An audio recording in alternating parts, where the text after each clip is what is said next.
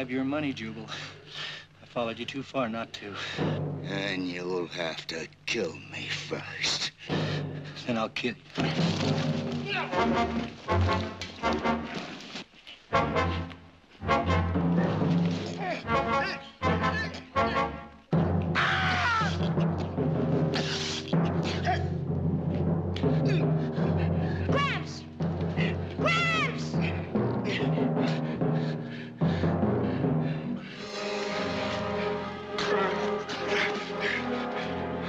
You get bowling, or I'll finish what I started.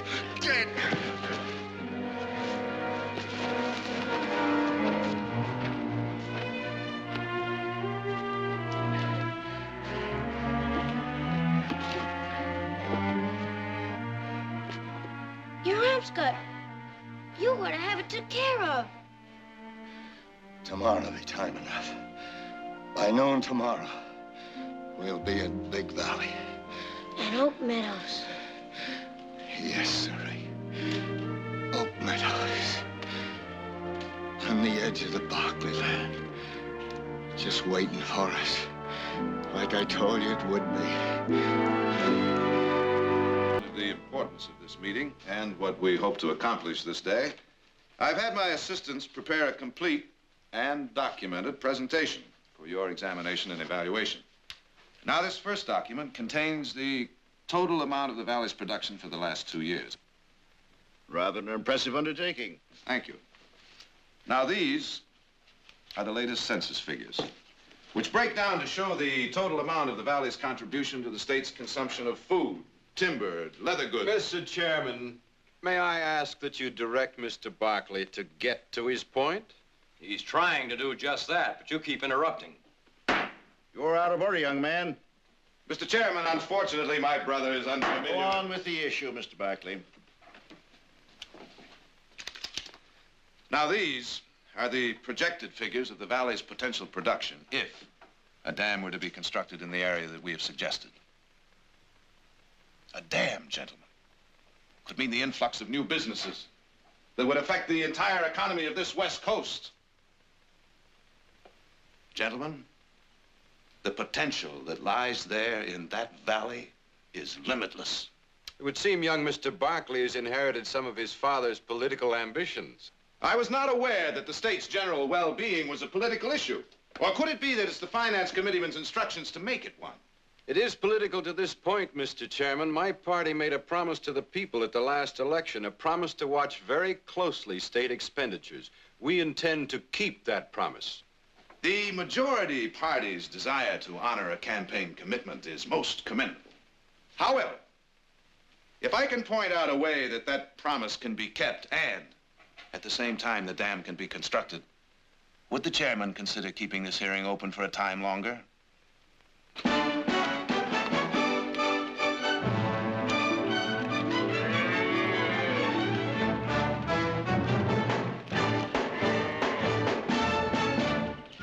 Well? 26 seconds. You're almost as good. What do you mean, almost? Nick would have beaten you by a good 3 seconds. Oh, you think so, huh? Yes, I do. Sure? Yeah, I'm sure. I'm sure.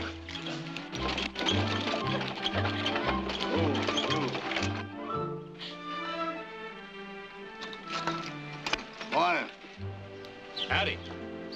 I can see I'm on Barkley Range. You both have Tom Barkley's mark. Where's the old river sniper at? My father's dead. Tom's dead. 6 years ago. Who are you?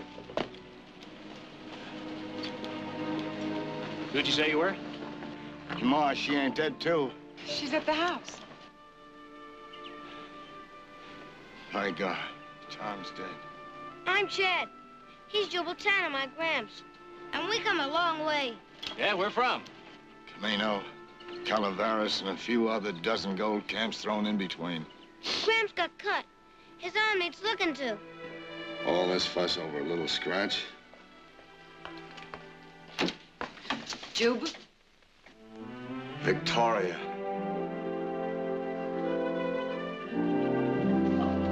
Jubal. wonderful to see you.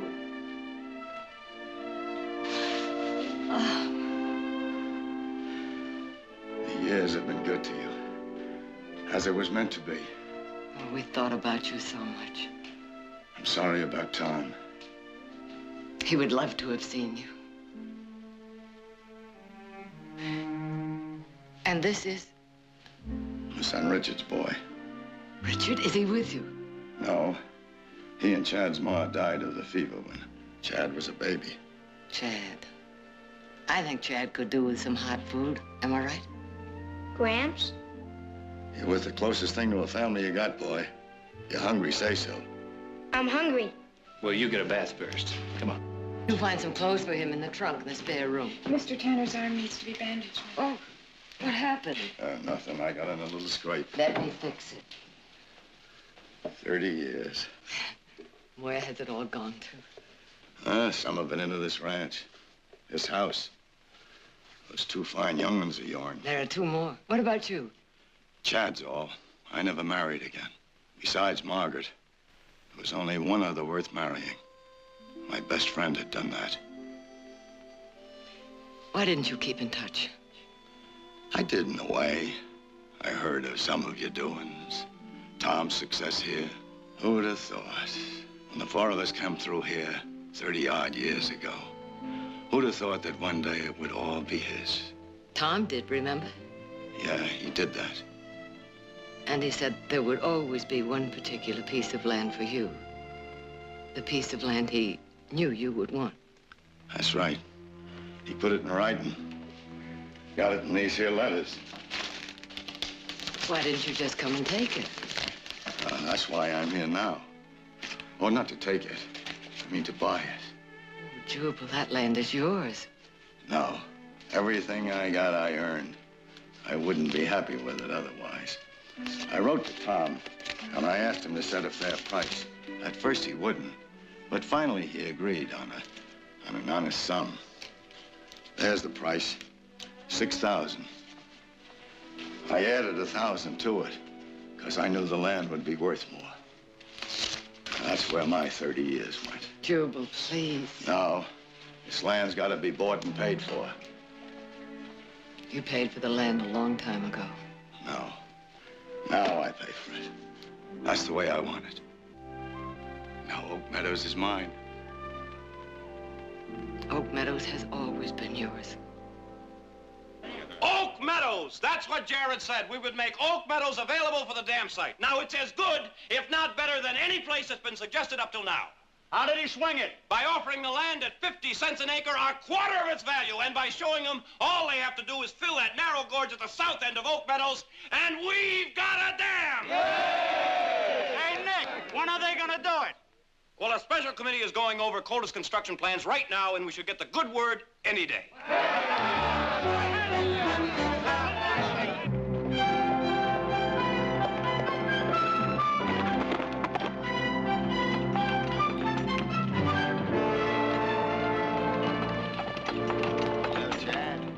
I bet there isn't anybody, any place that feels better than I do right now. Except maybe me. No, there's no sense in that at all. Nick, please lower your voice. I've heard the people talk of a dam in this valley since I was a kid. It will just have to go somewhere else. It'll be Oak Meadows or not at all for a long time. Meadows belongs to Jubal Tanner, and I doubt very much if he will sell. We'll see to your Jubal Tanner. Nicholas, I forbid you. I don't want you or anyone else putting pressure on Jubal to sell. Oh, Mother, you won't get any pressure from me. I'll not do any of the pressing, I promise you that. But when the people in this valley hear that they've lost their dam, your friend Jubal Tanner will learn the real meaning of the word pressure.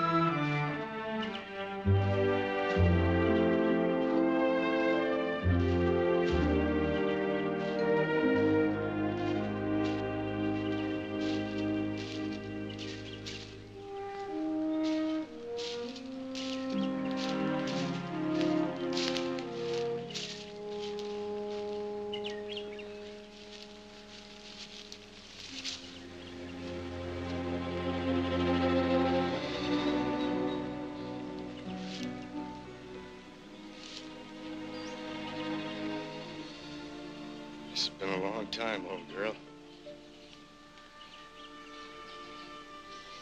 Feels as if it's been a night lonely. I'm right sorry. Never figured it'd take me 30 years to... It's all there now. Richard's boy with me. Fine young'un. His ma's kin tried to take him when she and Richard passed. Slight chance.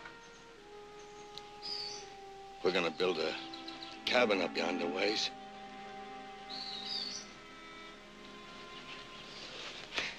But I'll come see you every day. It's a promise.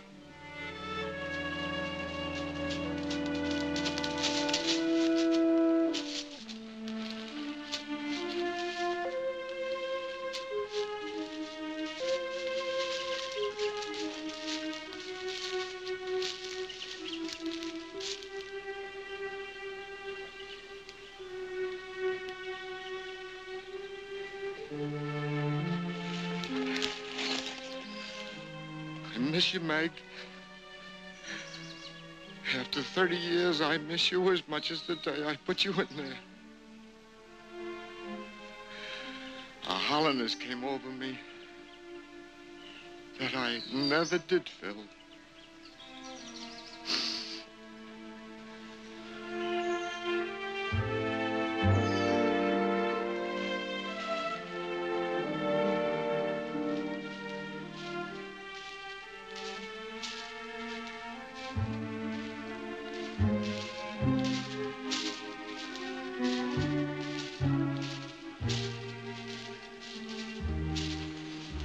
Stop by your camp. I come by to see Margaret. I'm sorry it's grown over. Tom used to keep it up. Jubal, this is the first time since... Well, this is the first time I've been back to this part of Oak Meadows. All these years. Well, you'll come by more often now. I mean, we'll be dividing a visit between here and your place. But Jubal...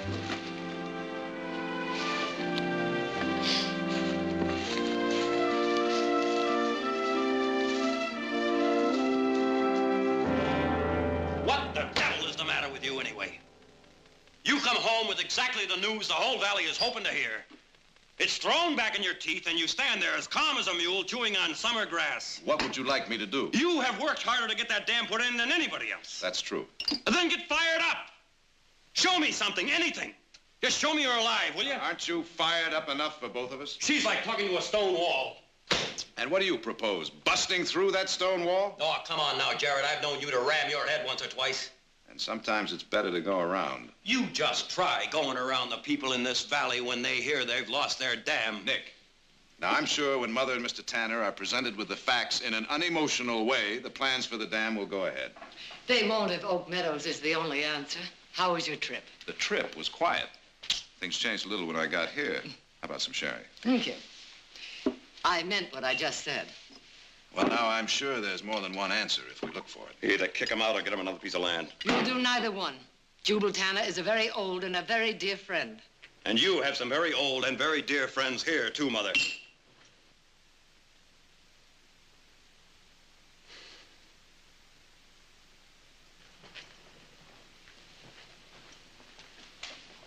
Now, Mother,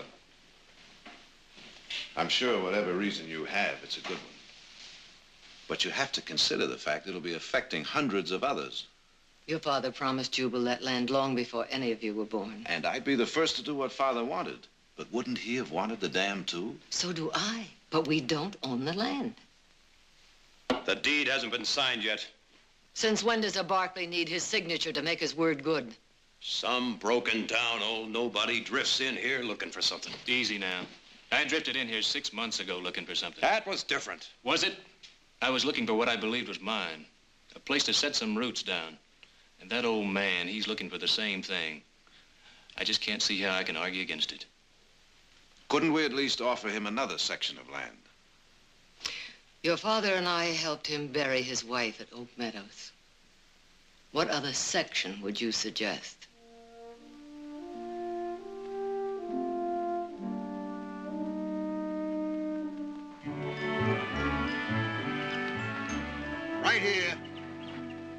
have a big window.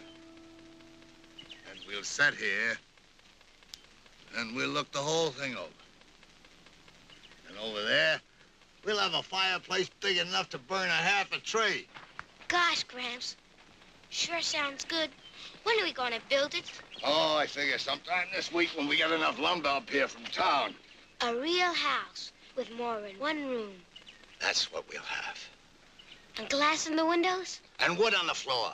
And doors that close instead of a hanging blanket. And ticking to sleep on instead of a lot of flea-bitten old fur. Yeah. And plenty of water to bathe in. Yeah, and we'll have... You'll have to get me back!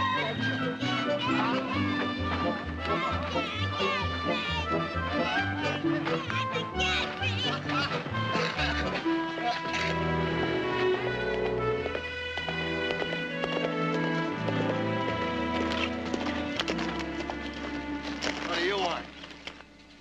Seems you're set up here for quite a time. Well, for long enough.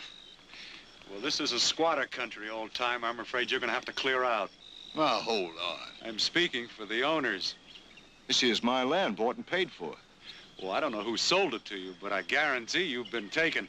Well, I got no idea what that means, and I ain't sure I care. It means this whole area is going to be flooded soon. It means there's going to be a dam built up here. Gramps! Don't you fret, boy.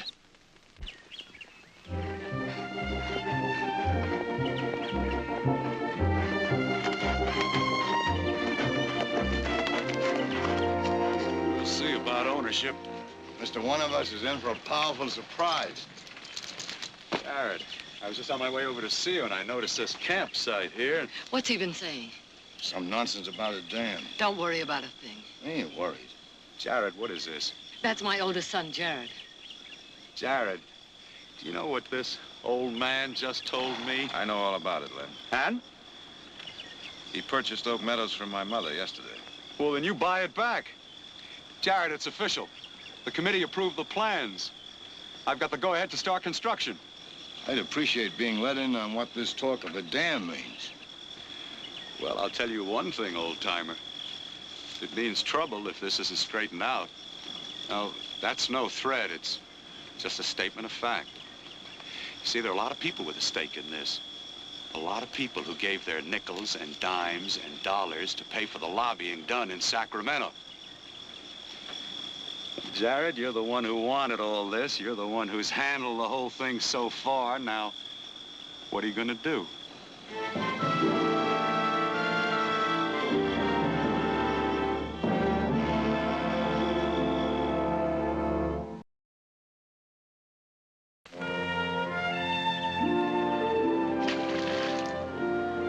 There'll be work for I don't know how many in building it. Then there'll be new farmland and more people to work that land. And it'll mean new trade for the store owners in Stockton and new businesses in the valley. It all adds up to a lot of people, Jubal, and a lot of opportunities I believe they have a right to. Jared, I'm 68. And the better part of my life on this earth, I worked for one thing. One thing, mind you. Long time ago, I took a frail, pretty little girl from a safe place, and I brought her out here. I promised her a home of her own. When she died, I promised her something else. I promised her the land she was buried in. Yesterday, I kept that promise. Well, that might mean nothing to some. All them years, a promise to a dead person. Fair enough. You was talking about rights. The rights of all them people. I figure each by themselves are only one, just like I'm only one. And I got rights, and I own this land, and by gar, I'm going to keep it. Well, I guess that's about as simple as it can be put.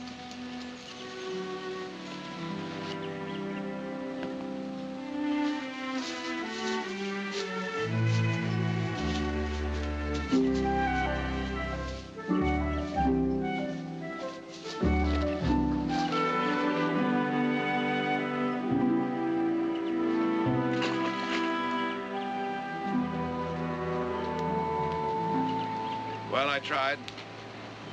And?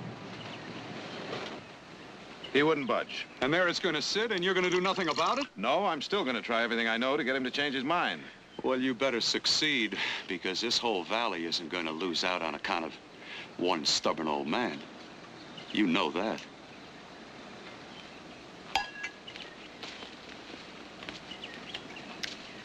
Jared, that stubborn old man was once a very young, very determined young man who was very much in love.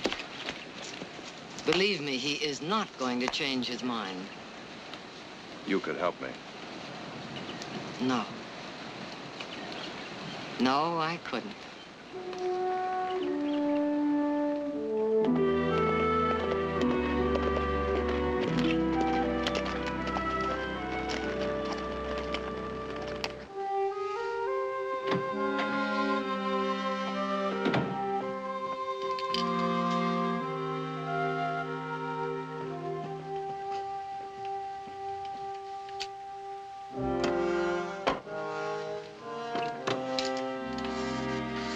Well, looks like the hen party broke up early.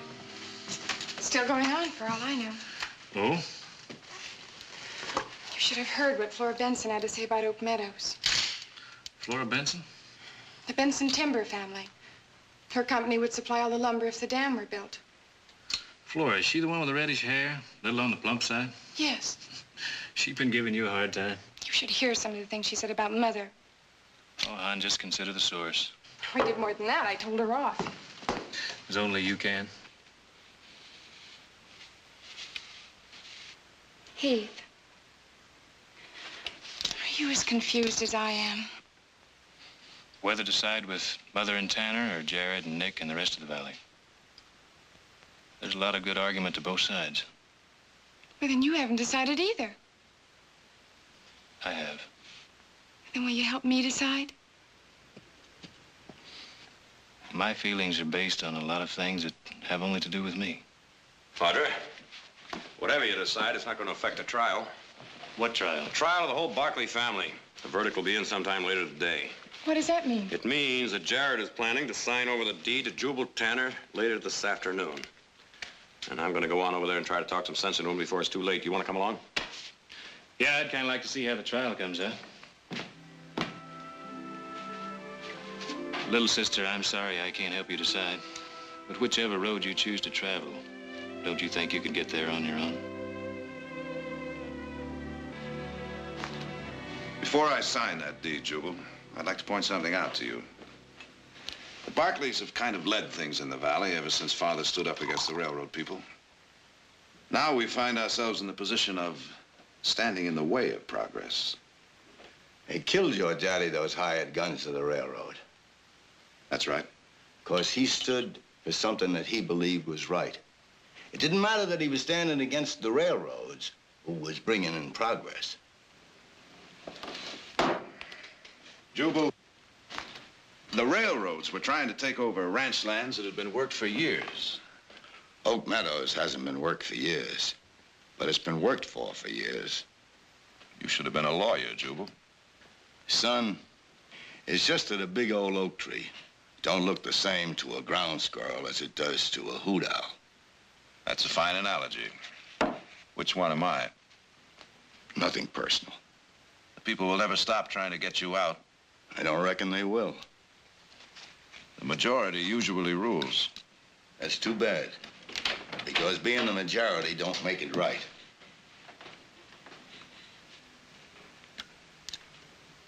Jared, don't do it. You can't turn against the people in this valley. I'm not turning against anyone. That's exactly what you're doing if you sign that deed. When I sign this deed, I'll be honoring an agreement made by Mother. Oh, now, don't throw it all up to Mother. Nick. Now, why don't you and Heath go buy yourself a beer? I don't want a beer. He's been sitting in one place too long. No, now, listen to me. Buy him a sarsaparilla. Listen, Jared, I got just as much to say about this as anybody else. Nick, do you think this is easy for me? Do you think I like seeing all that work go for nothing? It's just that I'm trying to be a hoot owl and a ground squirrel at the same time. I guarantee you it's not easy. I guess that's supposed to mean something. All of a sudden, I've got a thirst. Well, I haven't. What do you say, boy? A big sarsaparilla? Yes, sir. If Father were alive, I know what he'd say. And do.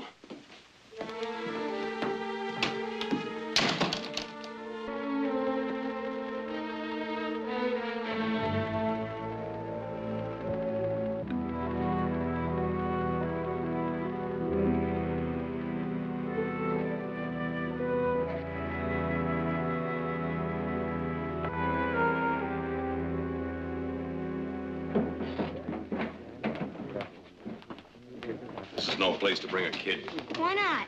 Raised in a mining camp, he knows what a saloon looks like. I've lugged more than a few growlers for the miners. Penny a bucket. Well, you know, I used to make money the same way when I was a kid. Yeah. Did you ever lick the foam off the top of a can? Just once. Graham smelled it in my breath. Never tasted it since. Did you ever sneak rides on the cars down into the deep mines? Did in Angel's camp. Oh, while you two cut up old times, I'll get myself a beer. And a big sarsaparilla. And a big sarsaparilla.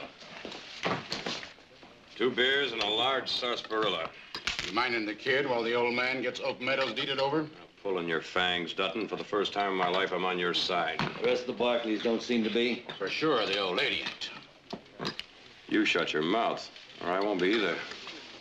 Barkley, where will you be if somebody tries persuading the old man? Crowell, even you wouldn't go after an old man and a kid. I used to take a big old fish net, put the dirty clothes in, and throw it all on the stream. You know, a Paiute Indian taught me that.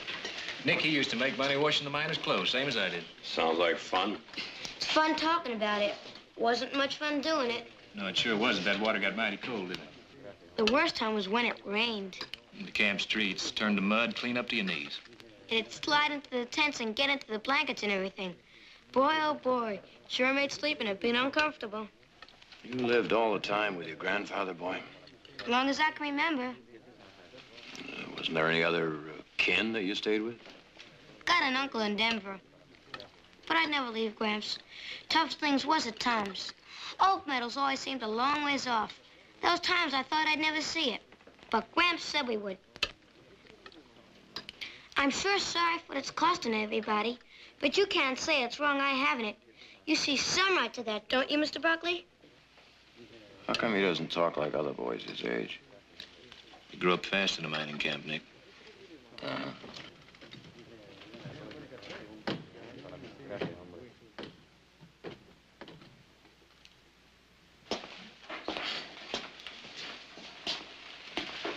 Jubal, let me get you a chair. Thanks, son.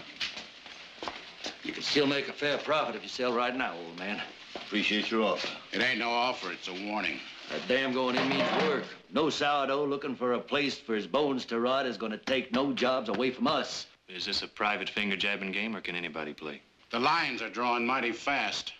And you're pulling them pretty tight, Dutton. I'll take the opposite side of this suck egg anytime. Right now.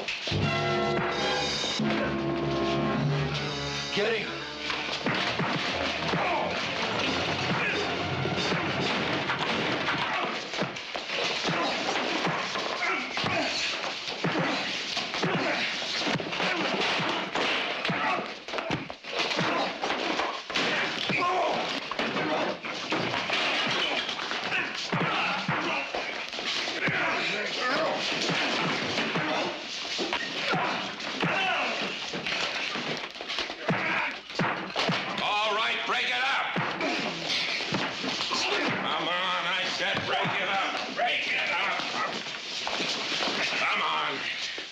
Saw him heading this way, I knew there'd be trouble. Missed all the fun, Sheriff. Mm-hmm. Clear out!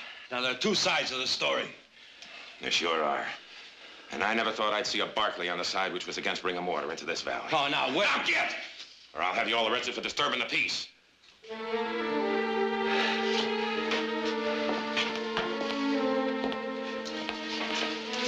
And take them 2 with you. Come on, Jubal. Come on.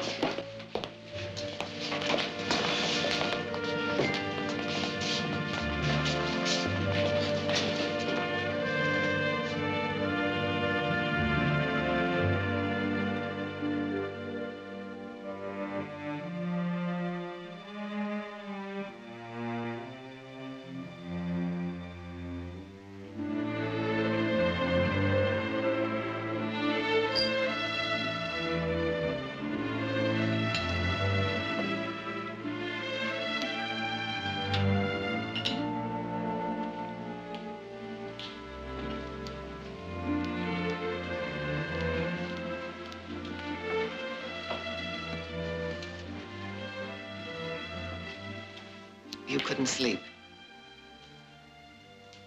No.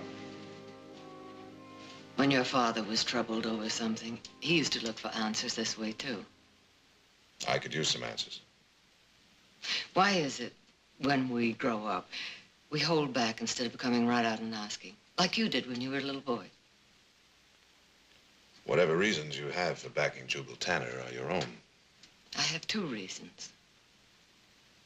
Len Calder is going to press for a suit of eminent domain. I presumed he would.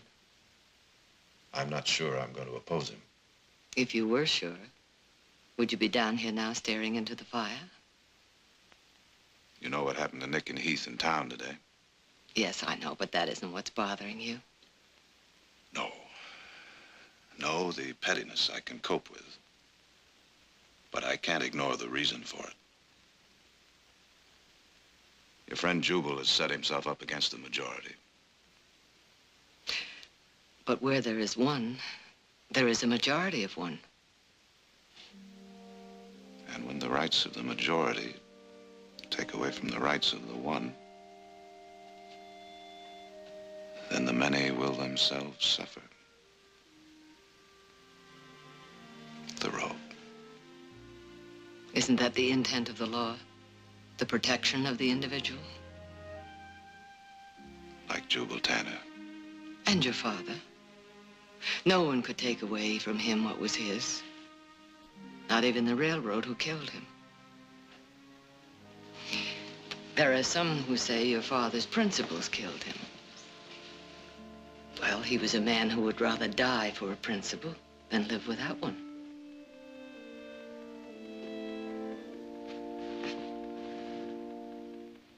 Thank you, lovely lady. I think maybe I can sleep now. I told you I had 2 reasons for backing Jubal. And I told you whatever reasons you had were your own. Yes, but I want you to know the other one now. A long time ago, when I first married your father, Jubal Tanner married my best friend, Margaret Putman. We came west through the valley together. There was a fire all around us. Your father was off hunting. Jubal, Margaret, and their son were riding in the wagon. I was riding horseback. When I was thrown, I cried out. Jubal stopped and ran back to help me. The team bolted, and Margaret was killed when the wagon overturned. We buried her in Oak Meadows. And I've never forgotten nor forgiven myself because I should be the one buried there. Because of him, I wasn't. Because of him, you, Nick, Eugene, Audra. That's why, in spite of everything, he must keep Oak Meadows.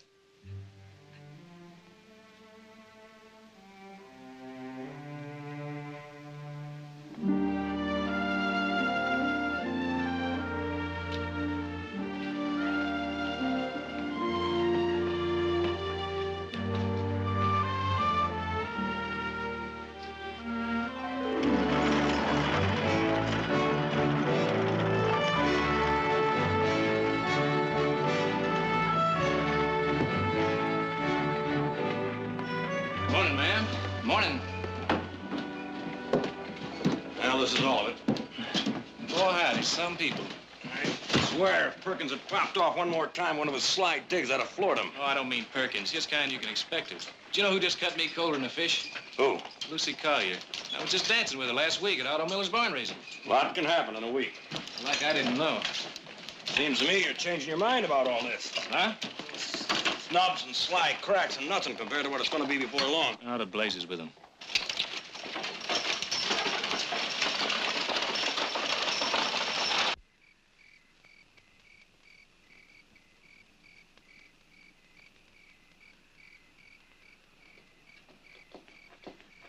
What are you doing up? I got bird wings flapping in my stomach. Know how you feel. Like you gotta breathe long and deep or you'll bust. Yeah. How much longer it's gonna take, Gramps? Oh, at the rate we're going about.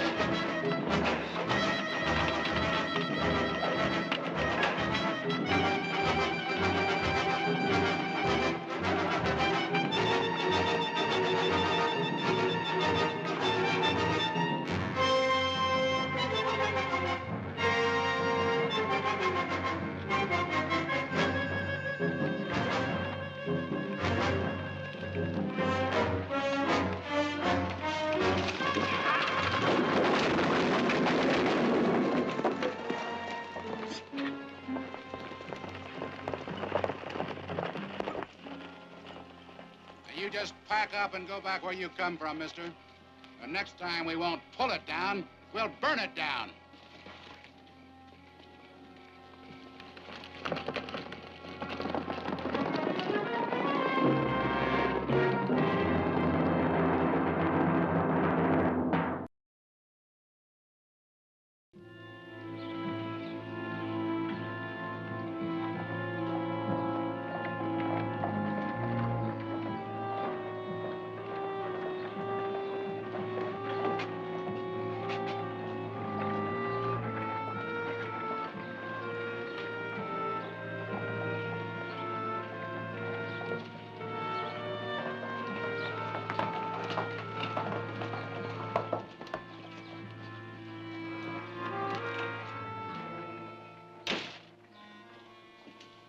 Kind of get the feeling that maybe that old man thinks we didn't mean it, what we told him last night? From the looks of them supplies and his going into Andy's place here, seems to me he aims to make us prove it. Now, ain't that kind of foolish, old man? You might still could get a good price. You're wasting your breath. You may bury me on that land, but you'll never drive me from it. All right. That's the way you want it?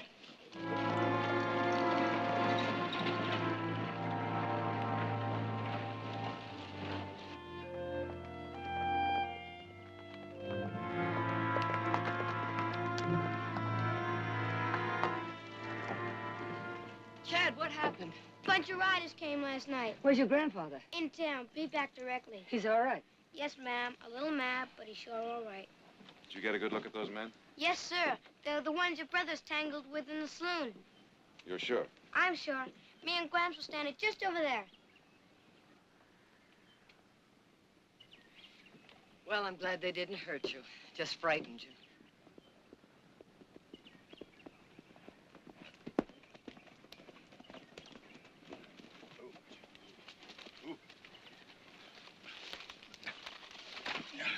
I see you had callers. Well, I'll greet them a little more personal next time. That's not the answer, Jubal. It's one they'll remember, though. How many of them were there? 9, 10. And you're going to try and stand them off alone?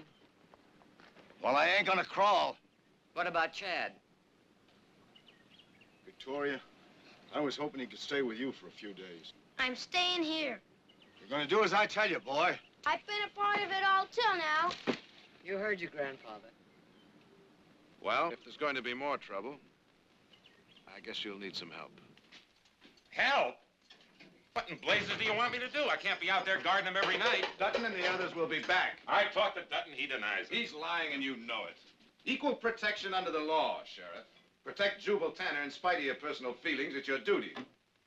Don't tell me my duty. I'm telling you to order Dutton and the others to stay out of Oak Meadows or deputize enough men to see that there's no more trouble there. I can't. Can't? or won't. Besides the Barkleys, you name me one person who'll stand up for that old man. In this whole valley, you name me one. Fred, they destroyed his house last night. Maybe next time they'll kill him. Is that the way you want it handled? Of course not. I'm against violence the same as you. Then let the people know that. But there's going to be violence. As sure as I'm standing here, there's going to be violence unless that old man settles somewhere else. And if he doesn't, I think they're going to kill him. No, I don't think they are. Len, you know they are. We played poker together too many years. I can read you like a book. I've got no more to say, Jared. If anyone dies, You'll have had a hand in it. I have no part in any of it. You can't tie me into a thing. they'd listen to you. You and all the others who've turned their back on me, they'll all have had a hand in it. You'll not lay it on my doorstep, Jared. Then whose blame is it? When a handful of perennial troublemakers act as spokesmen for the entire valley. Not the entire valley. I couldn't find one who would stand with us. But it's been 3 days. Maybe they've decided to let Jubal alone after all. No, they figure to strike sooner or later. Sooner or later. In the meantime, there's all kind of land he can have instead. Who said anything about land? Isn't that what this is all about? No, Brother Nick, it isn't. Nicholas, what if this particular piece of land had a very particular meaning to someone close to you? It all depends on what that meaning was. If land weren't the issue, but it were a matter of personal rights, and standing on those rights, no matter how unpopular they may be, is 100% within the law. Well, I'd say one man's personal rights standing alone are just as important as one man's personal rights standing with a crowd. Guess it sometimes takes a while, but eventually the Barkleys get around to seeing eye to eye with one another.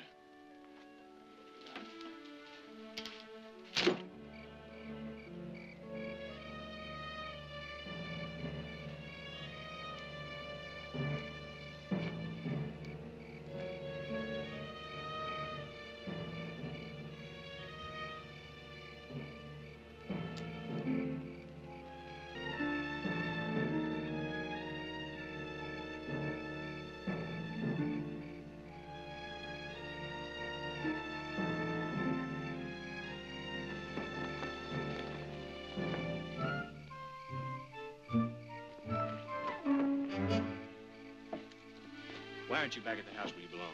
I've been here every night since you have. You have? Yes, sir. I've been hiding in that tree clump yonder. Get down behind that wheel where I can see you.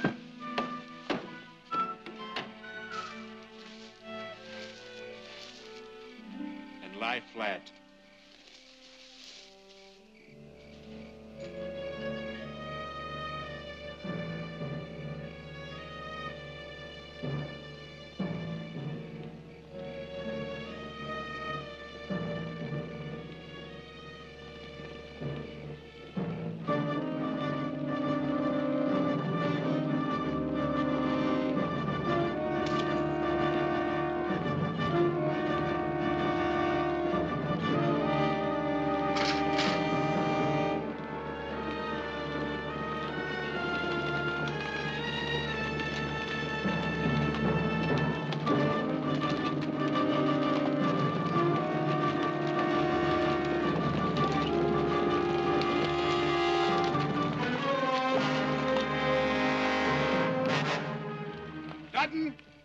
This is Jared Barkley.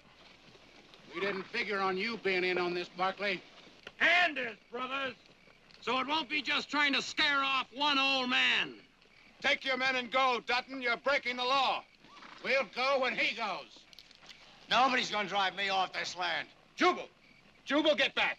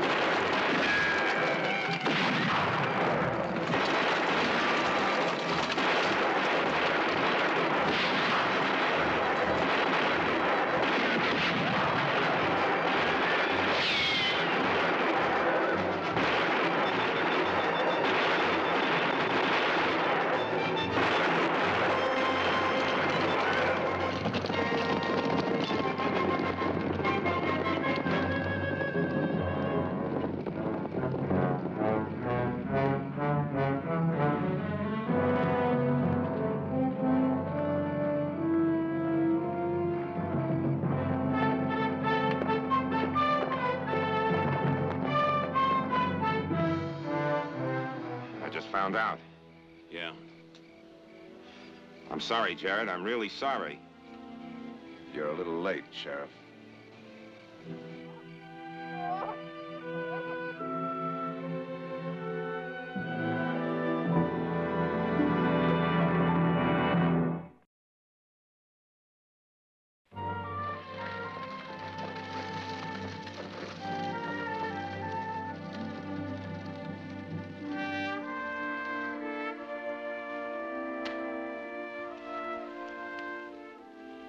There. That looks much better. Just try not to keep tugging at it. I'll try. And tell your uncle to write us that you arrived safely. Yes, ma'am. How about an apple, Chad? Well, everything's in order. Chad, here's your train ticket. And here's a bank draft in your name for all the money your grandfather saved for that land. Thank you, sir. You figure the dam will go in now? Yep, I think so. And you know, Chad, they held a special council meeting in town today. And everyone, the sheriff and even Len Calder, wants you to know how sorry they feel. That's just words. No, more than just words. They want your permission to name it the Jubal Tanner Dam. I don't know.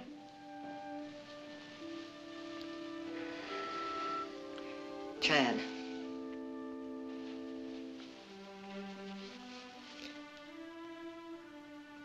Chad, you can go on being bitter about what happened. But that's not the way he would have wanted it. I know that for a fact. The Jubal...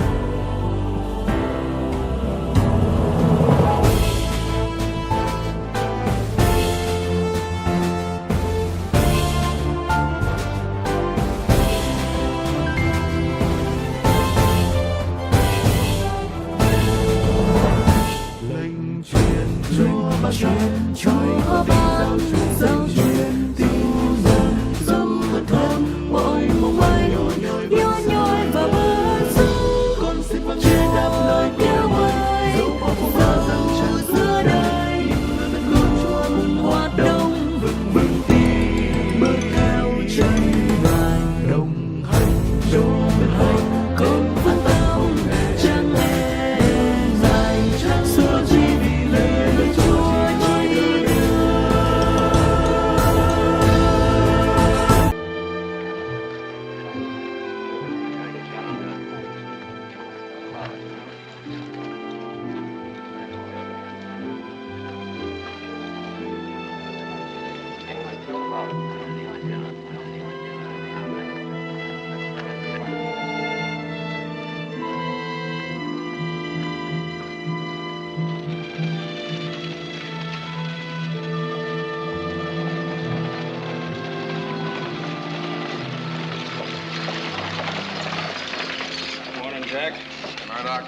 Through town, I better send a couple men with you.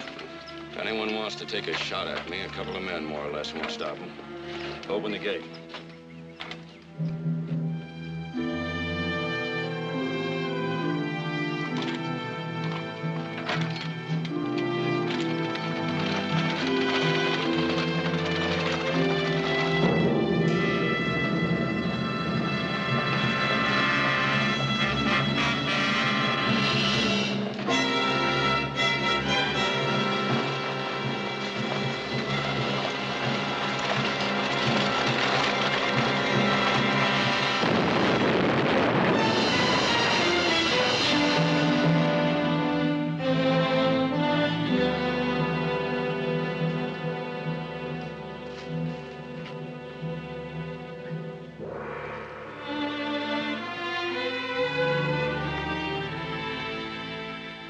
And murder.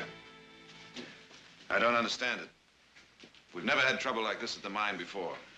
How deeply involved are we? Enough to get hurt. 10,000 shares. Well, then why do we sell out? Because since the strike, we wouldn't be able to get anywhere near their market value. If the governor had any guts, he'd move the troops in up there. Now, wait a minute. They're destroying private property. Troops aren't the answer. Well, what is the answer? Nick, why don't you ride up there as soon as possible and find out what it's all about? Tomorrow morning. Better let me. Sounds like my kind of job. Well, what makes you say that? Oh, I've seen the elephant and heard the owl, brother. You haven't. Worked in the mines, remember? I'll leave in the morning, Jared.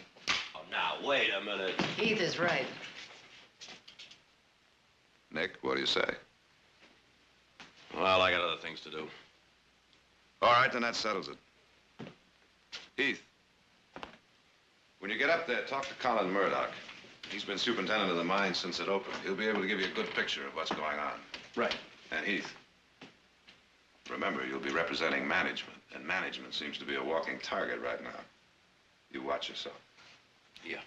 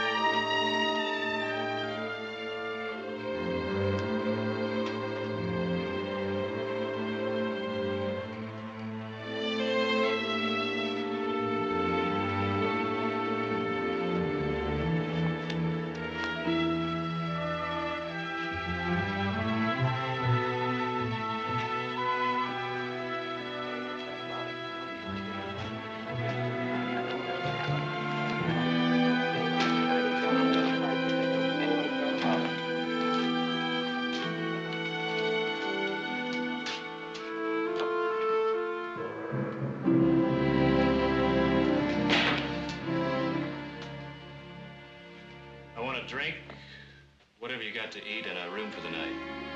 I'm closed.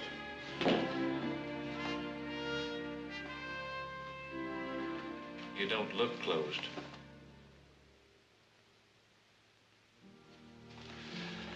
Now, I've ridden a long stretch, and I'm tired, and I'm hungry, and I'm thirsty. Now, when a man feels like that, he gets irritable. Gets annoyed at little things. I don't want no trouble, mister. No trouble. Just a room, a drink, and something to eat.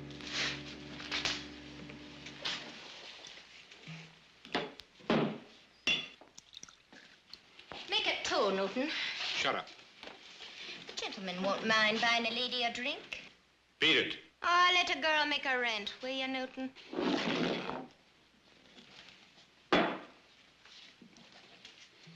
Well, I can't feed you. There's nothing prepared in the house. He lies in his teeth. There's a whole leg of cold mutton lying in his cooler. I told you to shut your mouth. Now I'll set it free. You stand back, you dirty Now, man. dear I'll girl, brain put you. it down, dear girl. It's the only decent drop in the house. Let's have the mutton. It's a fine thing. A man can't call his house his own. Who asked you to butt in? I can fight my own battles. Sure you can. Another second, I'd have that big slob laid out with the whiskey and glass oozing out of his ears. Well, now, you heard what the man said. You wouldn't want to waste the last decent drop of whiskey in the house now, would you? Hey, you talk good sense. To your health. And yours. Are you planning to spend the night? Planning on it.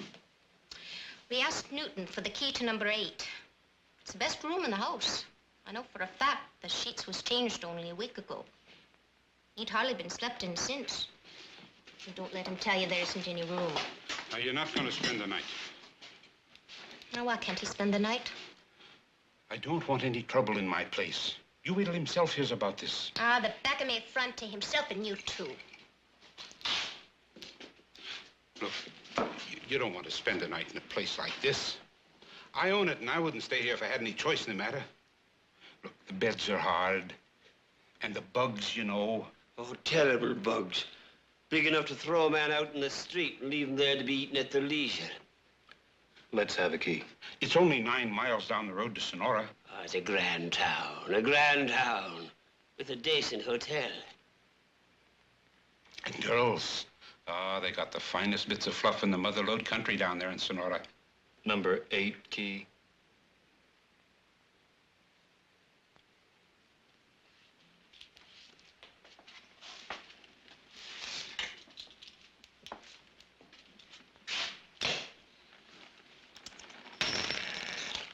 I'll eat in my room.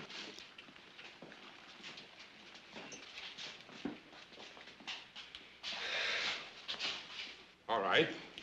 You heard what I said to him. I tried to make him move on, didn't I? Well, didn't I?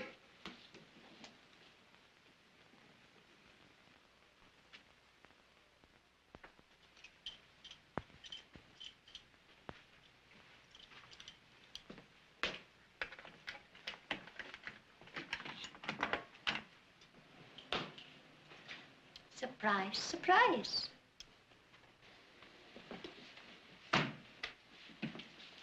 What are you doing here?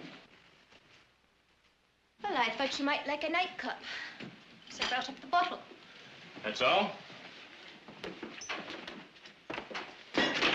What's your name? Bridie. Bridie what? Bridie Hanrahan. Go ahead, help yourself.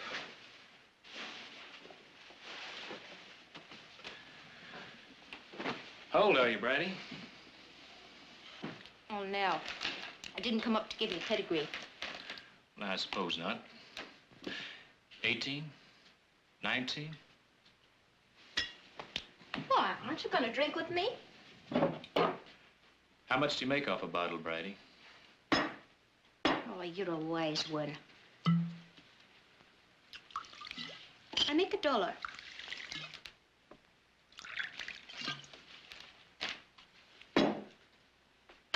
That's 10. What's it for? Information. That's a dirty word around here. What are you, a company spy? Nope. That's what they think downstairs. Why? Well, you're a stranger. If I was to tell them you was asking for information, they'd have you dead as a mackerel before the night was out. Will you tell them? Or should I? They ain't paying me nothing. Who's himself?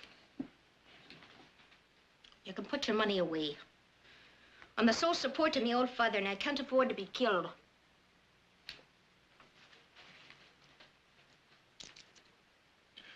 What does, $20 mean to you, Bridie? The rent paid, food in the house, and no need to be doing this for at least a month. Who's himself? O'Doul. O'Doul.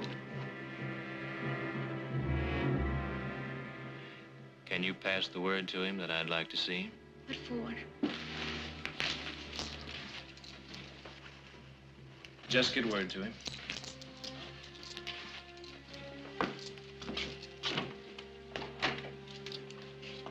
What, is that all you want? That's all, Bridie. Oh, you're a strange one. I suppose a gentleman like yourself can't be bothered with the likes of me. Well, you ain't so much. I hope O'Doul cuts your heart out.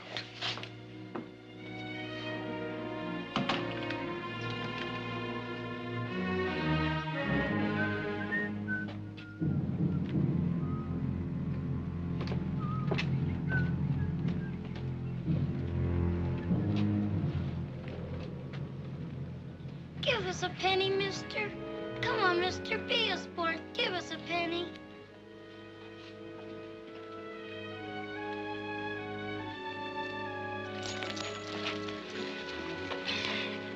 That's mine. Your good deed for the day, son.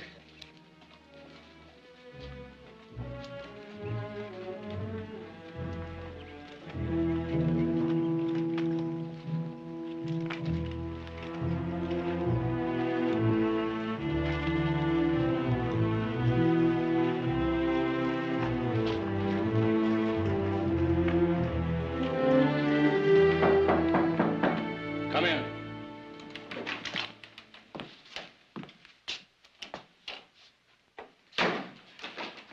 Mr. Murdoch, I am Heath Barkley from Stockton. Oh, Mr. Barkley. Always a pleasure to see one of the family up here. Sit down, sir. Thank you.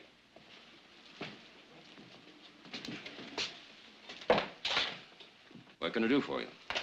It's about the troubles you've had up here. Now, the work of a few vicious malcontents. You've been shut down for weeks. I know, Mr. Barkley. But I've been in constant communication with Mr. Hummel since he took over management of the company. We've been working on the problem. Have you tried talking to the men? Well, there's no talking to them. They're demanding the sky. New housing, elimination of the company store. Things that have nothing to do with reasonable requests. Is that why they went on strike? Well, I told Mr. Hummel it wasn't the right time to cut wages. Is that why they went on strike? Because you cut wages? Why? This is a producing mine. There's ore in sight for another 10 years. And then what? A dead hole in the ground with nothing in it?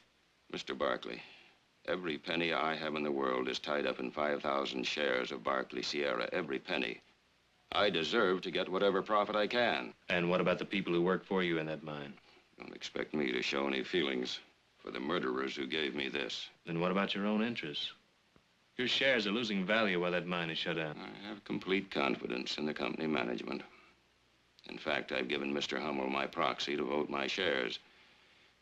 He assures me the mine will be open in a week. How? The only way you'll open that mine is by using strikebreakers. Is that what you're up to? Mr. Hummel feels it's the only way. He assures me the Chinese are a docile and industrious people who will work cheaply. You're bringing in Chinese. You do that and you'll pull the cork on more trouble than you or Mr. Hummel can handle. Good day, Mr. Murdoch.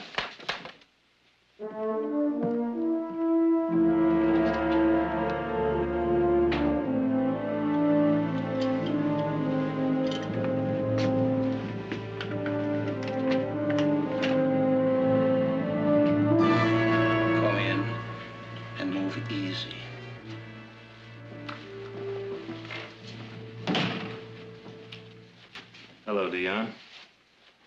Heath.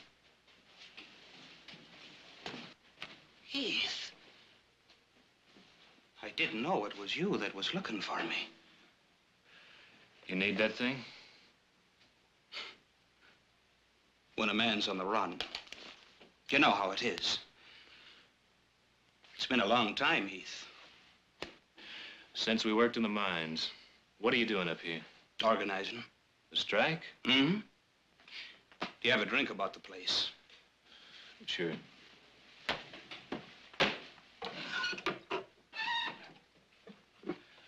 What's it all about, Dion? The strike? Well, take a look around. The curse of the Irish. Them that don't die of the drink perish of religious melancholia. Or starvation. Or get shot to death. Or 100 other ways to squeeze the life out of a man. A sad people, the Irish. What are you doing in Lonesome? Looking for answers to the strike. What's your interest? I represent the Barkley family. Tom Barkley turned out to be my father. Did he now? Didn't you stop to think there might be some risk in coming here? The bosses aren't popular in Lonesome, you know. I'm no boss. No. Of course you're not. Just a drop, please. No man that's worked in the mines could become a boss. It takes a fine gentleman who's never raised a callus to work men until they drop. Cheat them in the company stores and starve their women and children. Get off the soapbox, O'Doul. That isn't true. Have you gone blind? Can't you see what's around you? Ah, you've changed. The Heath I used to know would have been right out on the lines with us. And I would be out on the lines with you if you were going about it the right way. And we are going about it right. We're asking for decent wages, an end to company stores, safe working conditions. And how are you asking? With bombings and murder from ambush? Man, darling, it's the war we're in. You can't win that kind of war. Dion, listen to me. Get your people together. Form a committee to meet with the company management, to discuss your differences in an orderly manner. No. Why? It's not the answer. Let me talk to your people. Let them decide if it's the right way. I'll do the deciding for them. Well, that was grand tasting whiskey. I'll be leaving you now. Are we still friends?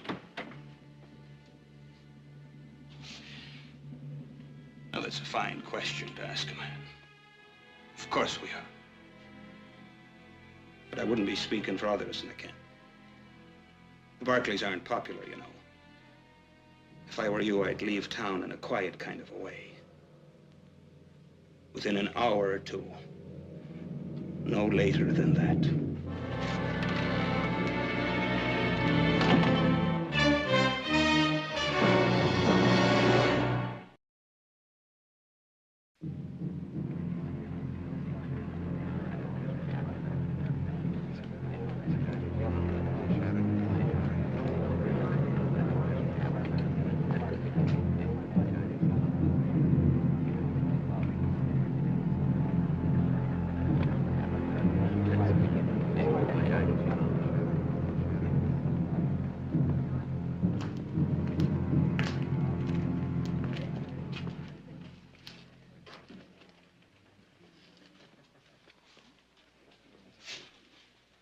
There.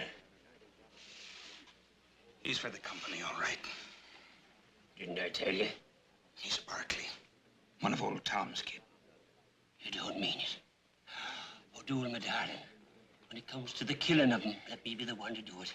And I'll burn 1,000 candles for the sake of your soul when they finally catch you and swing you off. Shut up with your talk about swinging. There'll be a meeting of the organization tonight.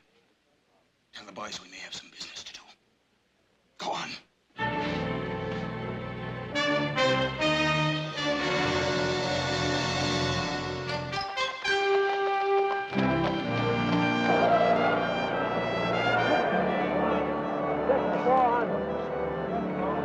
500 Barkley Sierra, 27 1/4. Aye, from Hummel and Bailey.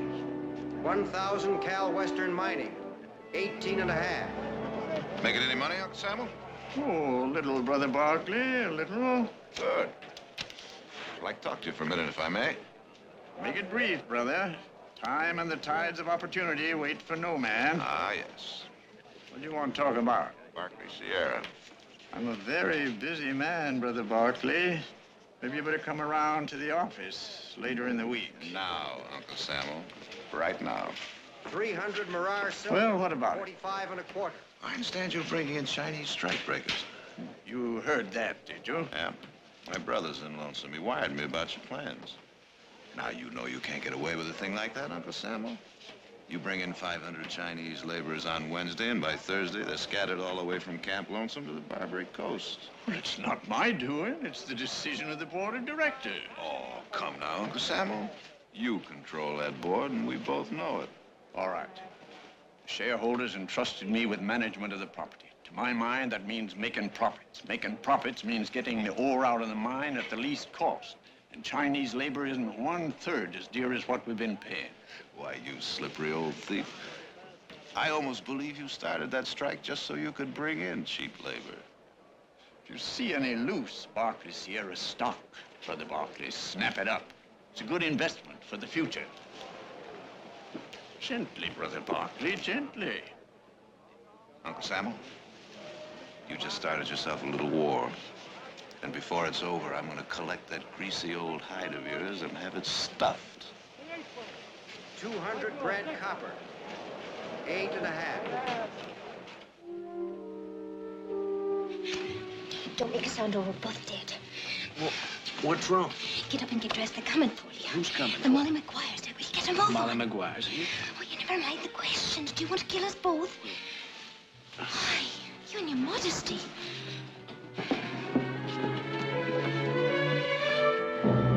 How did you know about this? I heard them talking. They think it's a grand thing to hang a Barkley. Why are you warning me? For the $20 that'll keep me out of the saloon for a month. If we get out of this, you'll never be in that saloon again, I'll tell you that. I mean it.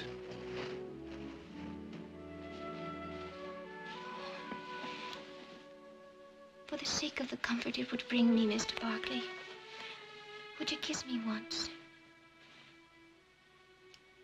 No, on the lips.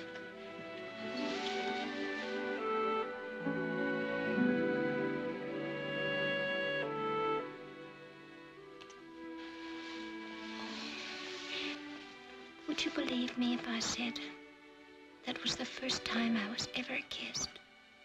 Really kissed?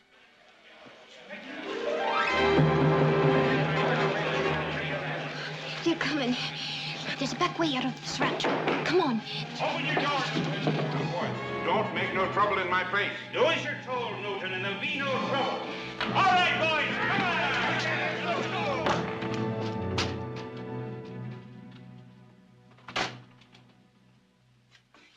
It's me home.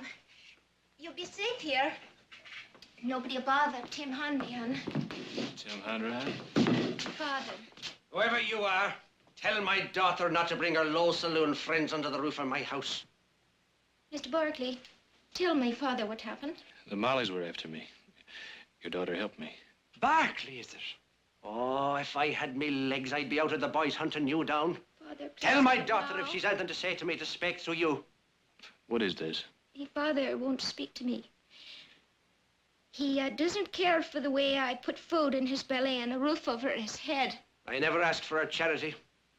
He'd rather I let him starve than me work in a saloon and him helpless as he is. Thank God her mother died before she brought this shame on us. And I wish you'd died. Leave her be. You stay here where I keep my eyes on you. Get back there. You tried that and I'll howl so loud every Molly in camp will be in here before you can say Jack Robinson. Now you sit down over there.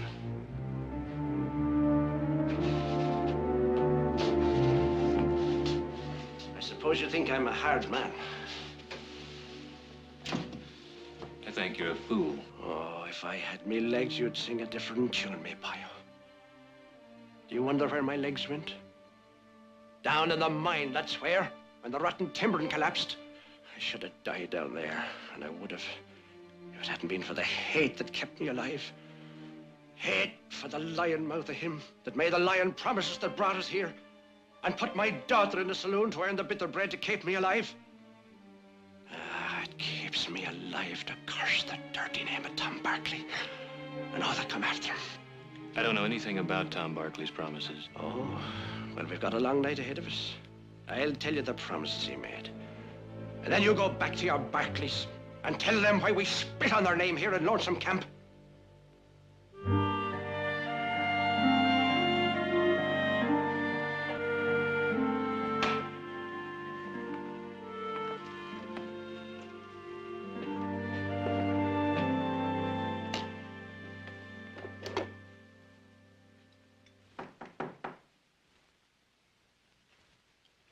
Come in. Evening, Brother Barkley. Good evening, Uncle Samuel. What brings you out so late? Dickering. Time doesn't mean much when a man's in the mood to dicker. Dickering, huh? What do you got? Oh, I've got something. What have you got? I never touch it. Oh? Well, then. How about a petition signed on behalf of the minority shareholders enjoining present management from conducting any further company business? Sit down, Uncle Samuel. Pending a full stockholders meeting. It'll be filed, let's see. Oh. Tomorrow. Well, it isn't much. Oh? Well, then why are you dickering? Because you can be a nuisance, Brother Barkley, a tarnation nuisance. So I'm making you an offer. $333,000 for your holdings in Barkley Sierra. That's the market price before the stock went down. Now, there's a handsome offer if I say so myself. What if I say no? Then you'd be a tarnation fool. Besides, you've got no right to say no. That's a Barkley family holding. You better talk it over between you before you say anything.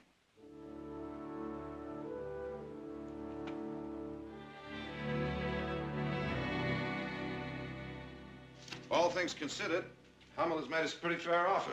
We could get out of Barkley Sierra without losing any skin. You mean we'll get all our money back? Yep. And if we don't accept?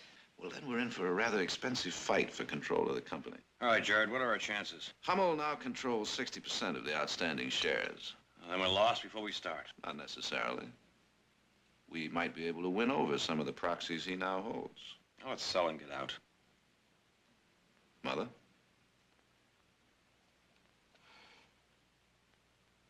I wonder what he would say. I'll tell you what he'd say. Well, what are you doing back so soon? I didn't expect to be back so soon. I was chased out by men carrying ropes. They call themselves the Molly Maguires. Did you ever hear the Molly Maguires? Any of you? Those miners have reached the limit of their endurance. The Molly Maguire is one of their secret societies, a violent one. They have the strange notion that it's better to die fighting than wait like sheep. A very strange and unrealistic people. I don't think you'd like them. Funny thing is, they don't hate the company management nearly as much as they hate the Barkleys. Get to the point, Heath. Well, now, I was going to tell you what he'd do. Go on. He'd say, sell out. He'd say, wipe your hands of the whole dirty mess. He'd say, take your money and run. What happened up there? You think those men up at Lonesome Camp are striking against Humboldt's management? His wage cut? Working conditions in the mine? Oh, you are so wrong. They're striking against him. Heath, I think you'd better explain that. And you explained to me his promises that were never kept. Good housing, safe working conditions, decent wages, schools for the children, and a company store selling at cost. Security for the old and the injured. What did they get? Leaking roofs.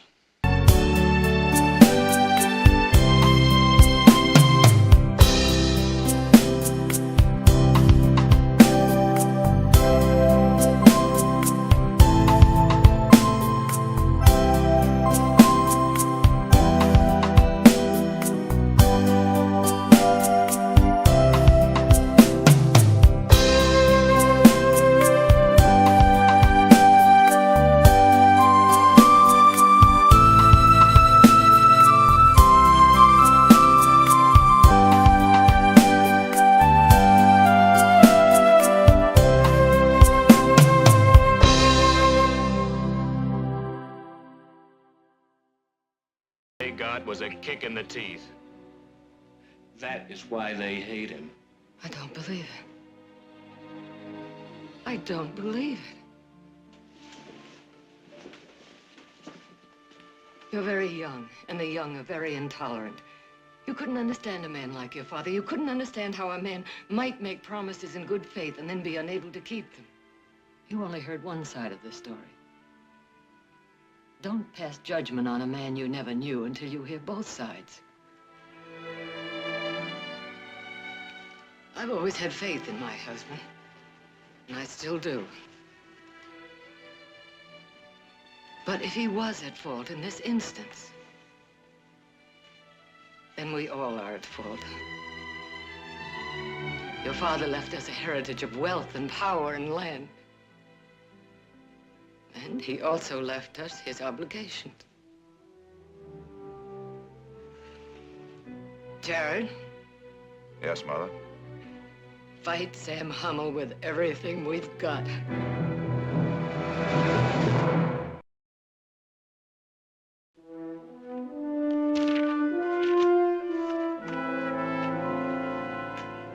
Bryce, you hold 1,000 shares. I want your proxy to vote them. Jared, is the situation that bad? Believe me, it's that bad. We've got to get that mine back in operation. Who else will go along with you? I've got Mayu and Chase to throw in with me. Now, what do you say? But even with my 1,000, you're still way short of control. George, I only know one way to begin. That's to start.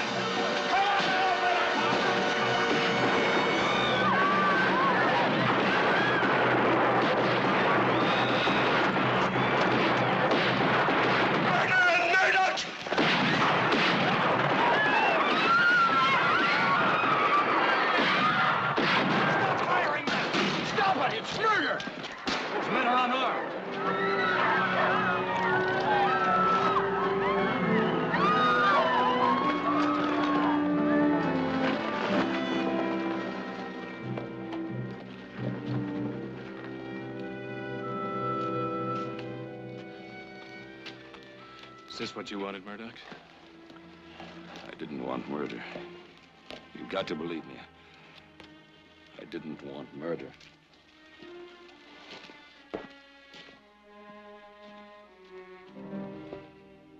He said the strike would end in 3 days, that the men couldn't hold out any longer.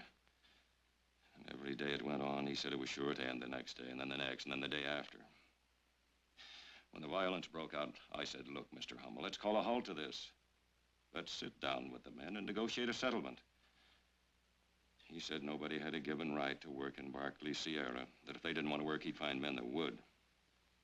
He said that in a way, the strike was a good thing, because it meant he could call in cheap labor and increase the profits. He said there might be a little trouble, but he didn't say people would be killed.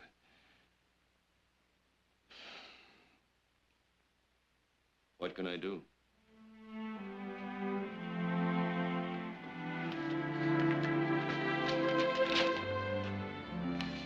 What's this?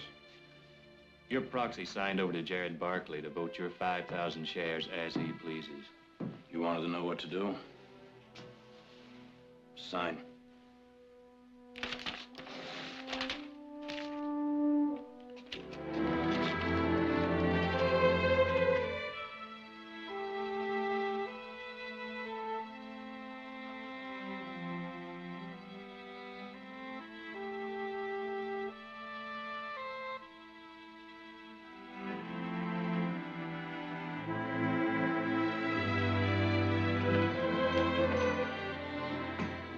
I thought you were up at Lonesome Camp. I was. Got a little present for you. Murdoch's proxy. This does it, boy. This does it.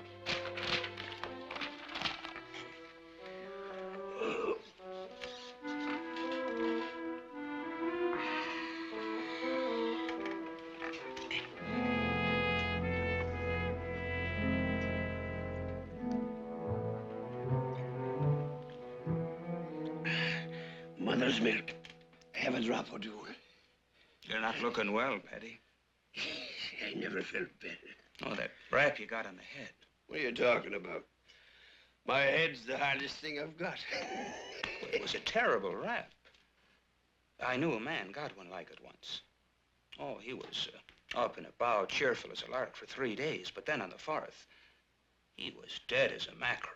What are you saying, man? That you're going to die, me boy. You don't mean it. Yes, but only for a little while. Who ever heard of a man dying for a little while?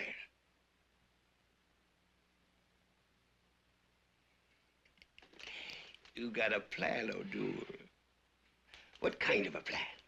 Well, the cemetery is inside the company fence. You need a burial permit to get past the guards. Need I tell you that a dead man is required for getting such a permit? They say there's going to be a new management and a settlement of the strike. Do you believe it? It's a trick. We're in a war, Paddy.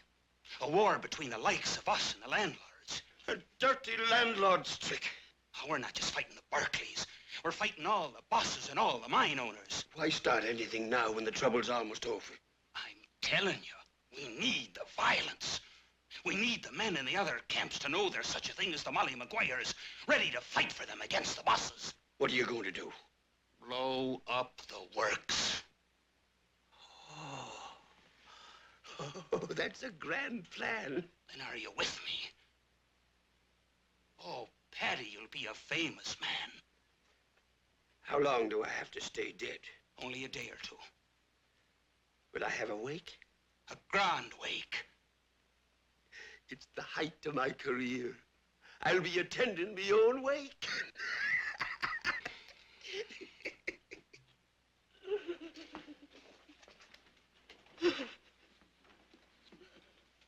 Oh, why did he die?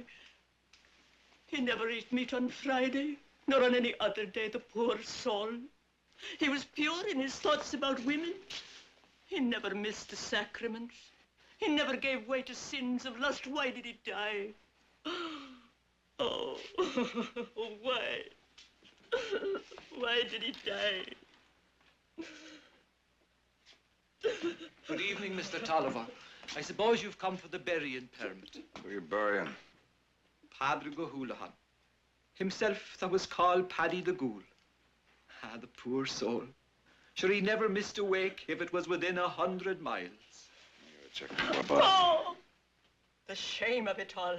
A poor man dead, and not let to lie in peace in his own box.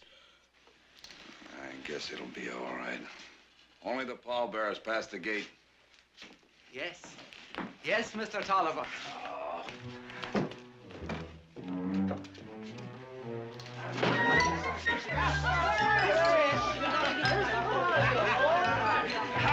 A toast! A toast to Paddy the Ghoul. Dying is a terribly thirsty business.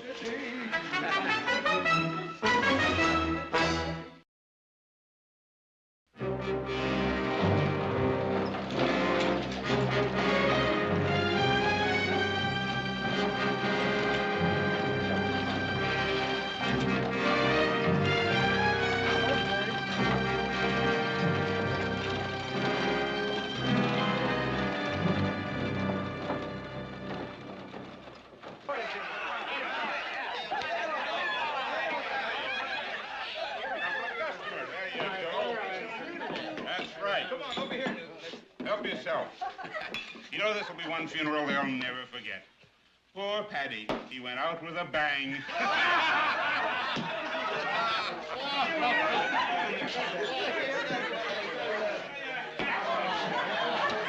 Oh, the French shall have the way, and reggae, and the rose along days, and the sunburn bucked. Get back, you hey, don't give me a drink. I'll spring down your house if you don't give me a drink.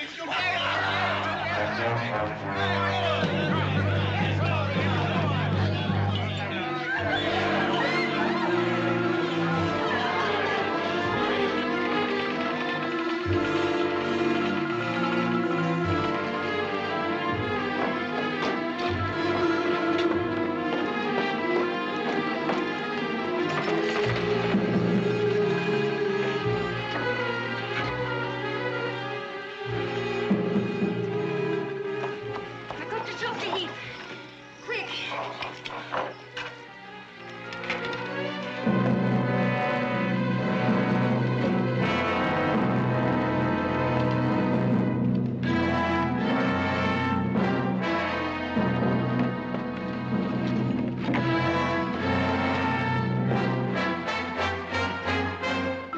I just saw Paddy at Newton's. He's alive. Alive? Then who's in the casket? It must be O'Doul. He's up to something. I think they're going to blow up the mine. Get all the men you can up to the mine.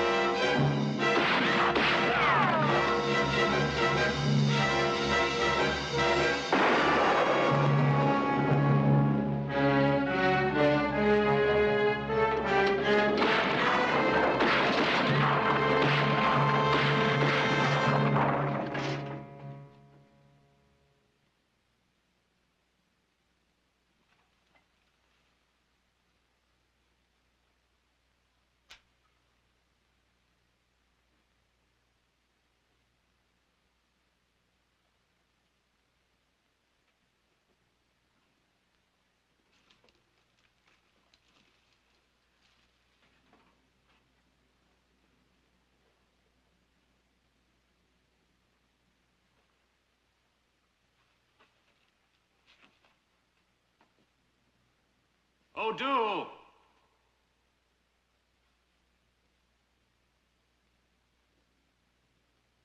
O'Doul!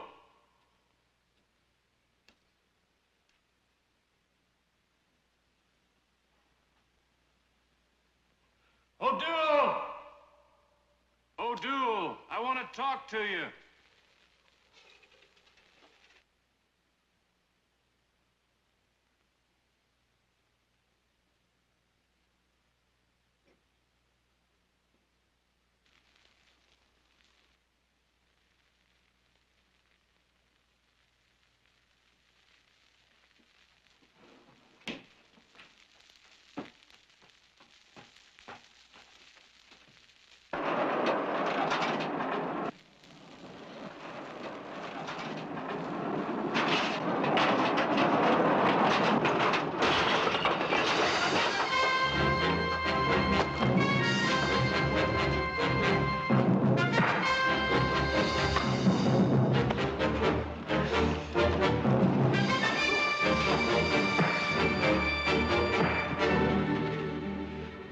The strike's over. I should have killed you the first time I saw you.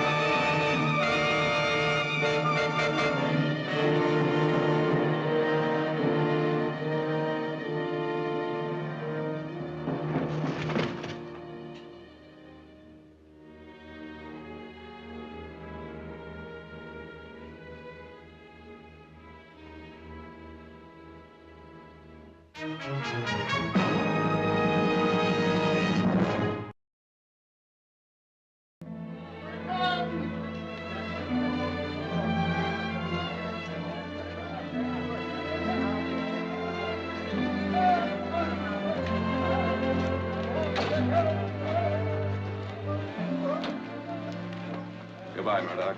Many thanks for your help. Thanks for yours. From now on, we'll run this mine the way Tom Barkley planned it. You do that.